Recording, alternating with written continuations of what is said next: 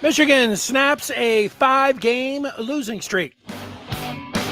Victory tonight in Ann Arbor at the Chrysler Center. Welcome in the Michigan basketball post-game live show, ready to go with Michigan playing their 23rd game on the year. And things, as you know, have not been going well, especially in the second half of the Wolverines. Wisconsin in town tonight, and Michigan doing what they do. If you watch this one, they were playing well in the first half, and the Wolverines were up at the break 37-34. And then about 4 minutes into the second half, the Badgers take the lead, and you're thinking about all of the numbers and of the Saturday Rutgers in the second half, 30-8. They ended up on that run. The two previous games, 19-4 start in the second half, 10-0 starts in the second half.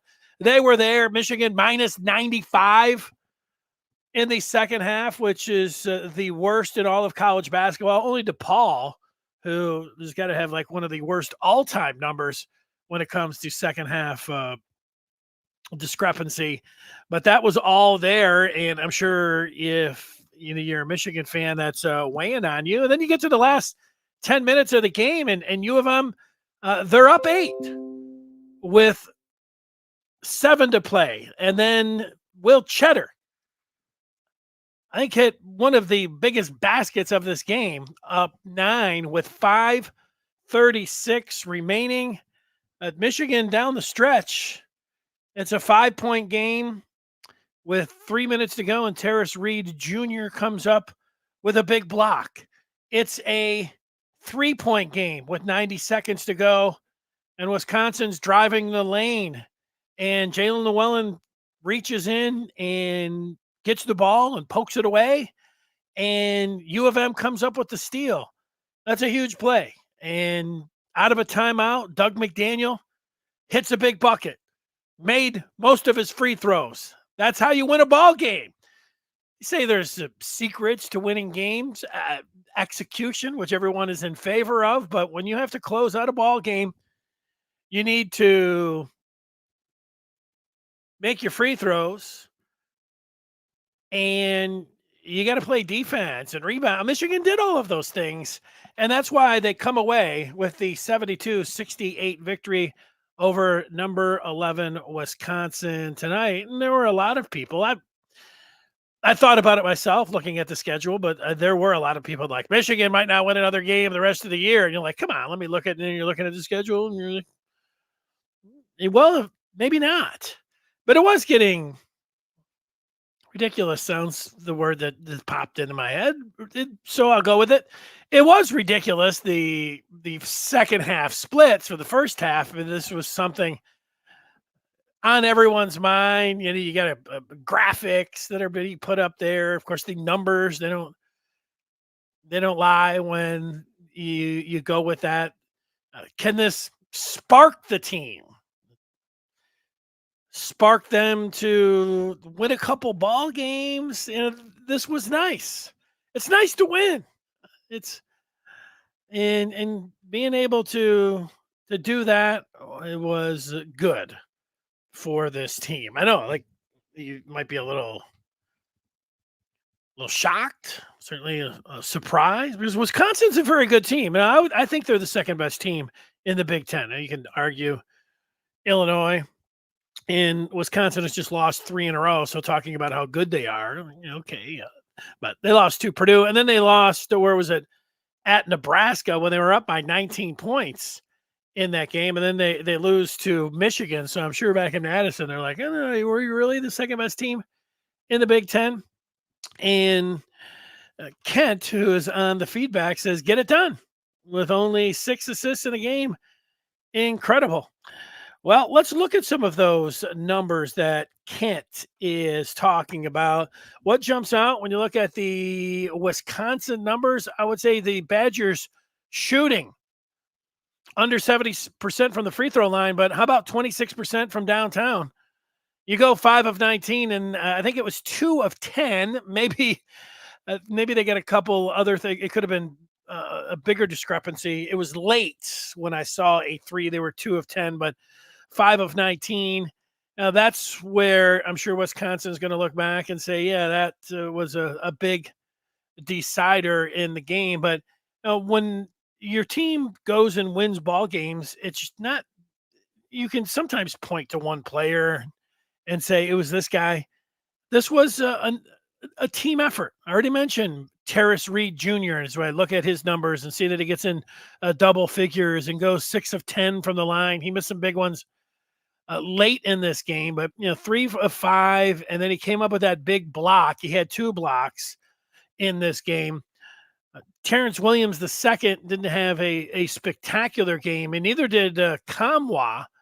10 points for TW2 and just 8 for Kamwa. Doug McDaniel had a good first half, but then didn't score until 90 seconds to go, less than 90 seconds to go, when out of a timeout, Juwan Howard and company drew up a isolation for him, and he drove the lane and hit the bucket, maybe the biggest bucket of the game for U of M. McDaniel, he hurt his leg in the first half, 7:48. I got it marked down. And Andy Katz, who was working the sideline, talked to McDaniel coming out on the floor in the second half, and Katz had said that McDaniel called it a knot in his knee. He also got banged late, where he was going to the charity stripe when Michigan ran a football type pattern off of the baseline of the out of bounds. I've never seen all 5 players. I've seen variations. We all have, of teams with inbounds pass, but like Robbie Hummel was talking about, oftentimes you'll see players running up and then cutting back to get the ball or curl. It looked like 5 flying, and then McDaniel with a little crossing route underneath to be able to get the ball. And nice job there. Namari Burnett had 8 points, and the bench, Will Cheddar. Will Cheddar was, I think, made a lot of fans, more fans tonight. I think people like Will Cheddar to begin with. He's had a bad stretch of games. Earlier in the season, there were people clamoring for Will Cheddar, more Cheddar, more Cheddar. And he just didn't respond. And Badgers don't like this kind of Cheddar. Cheddar hitting that big 3 with under 6 to go to put Michigan up by 9. You had to be feeling pretty good, but his numbers 4 of 7, 2 of 4 from downtown. He had one, and I don't know if it would go into the category of breaking his opponent's ankle or not, but he was over on the left wing and he did some kind of rocking movement. I'd have to go back and look at it, but the defender fell down, and the crowd, you could hear the bench. I mean, you get that. And it looks like a ankle breaker, and then Cheddar cast it up there, and he didn't make it. And if he did, it would have been one of the highlights of the season. Trey Jackson, Mr. Offense, fouled out of this game and ended up with a deuce, 2 points, and then Jalen Llewellyn with 5 points. Look at these the numbers here. He had a block, an assist, 4 boards for Llewellyn, who was 1 of 3 from downtown. But Michigan Go Blue says he loved Jalen Llewellyn's defense today, and Llewellyn did come up with that big play with 90 seconds to go, one of the key plays in this game that ends up with Michigan getting the victory. All right, let's look at that upcoming schedule. And that is brought to you, as always, by the Maize and Blue Reviews Good Afternoon Michigan Football and Basketball, which you can hear 3 times a week at 2 o'clock, Monday, Wednesday, and Friday. And for that schedule, let's look after tonight's game. Michigan is off until Saturday, when they travel to Lincoln to take on the Cornhuskers. And that is the upcoming schedule. Michigan moves to 8-15. They get their 3rd Big Ten win, 3-9 now in the conference. The Badgers, as mentioned, they have lost 3 in a row. They are 8-4 in league, and they dropped to 16-7 overall. They were in the top 10. They fell out of the top 10 this week. They checked in today at number 11 in the top 25, and it'll be a long bus ride and plane ride and then bus ride again back to Madison tonight for Wisconsin. Nice job here by Michigan. What does it all mean at the end? As I think about it, well, when you have these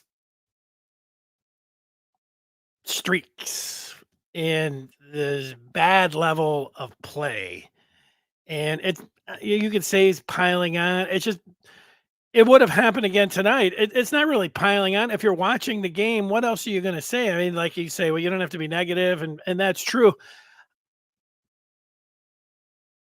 The second half issue was standing out. Everybody was giving their theories, and even Robbie Hummel tonight, he's like, I don't know, what it's coming down to. And then you're watching them, and you're like, they just, they don't play well together. They don't execute. The other team knows it. They're in their head. Michigan's not as good as the other team. But all of these things that go into it. You know what it comes down to? And Juwan Howard, he called a timeout early in the second half. If I don't know if you could point to one thing. If you could point to one thing, you'd do it in something general. You'd say defense. Because Michigan's been pretty good offensively, and so defense, but specifically transition defense. Michigan turns it over or misses a shot, and Wisconsin has the ball. You're on defense, and they're bringing it up. That's transition defense. Stopping the ball is number one. Is the number one thing that you have to do. And a lot of times when you have watched Michigan, when things were going bad over the last month or 2 months, you would see the ball not being stopped and guys going all the way coast to coast. Just can't happen. It happened early in the second half, and Juwan Howard called a timeout. If I was in that post game right now, I'd ask him about that after he got done with his opening remarks. That would be on my list of things to ask him about. Maybe the relief of just getting this monkey off their back as well. That would be where can they go with this one? Coaches are not going to talk about it being any kind of turnaround or hoping for a spark of something or a springboard. They can only prepare and get ready for their game coming up at Nebraska, which they'll be without Doug McDaniel again, who served 3 of his 5-game suspension. So they'll be shorthanded, and this is a Nebraska team that just beat Wisconsin. So it's not like Michigan's going to waltz in there and you feel like they're going to win that game. But, that's it. That's what you're hoping for something like this. And it's just good when you're at home. Like in the Big Ten, you're supposed to win at home. Michigan hasn't done a lot of that this year. And so it was just nice to see them get a victory. Thanks so much for watching this show or listening to it. We're here after every Michigan basketball game. The final, Michigan wins it by 4. They upset the Badgers 72-68 and will move on until Saturday when they play in Nebraska. Thanks so much for tuning in, and I hope everybody has a great rest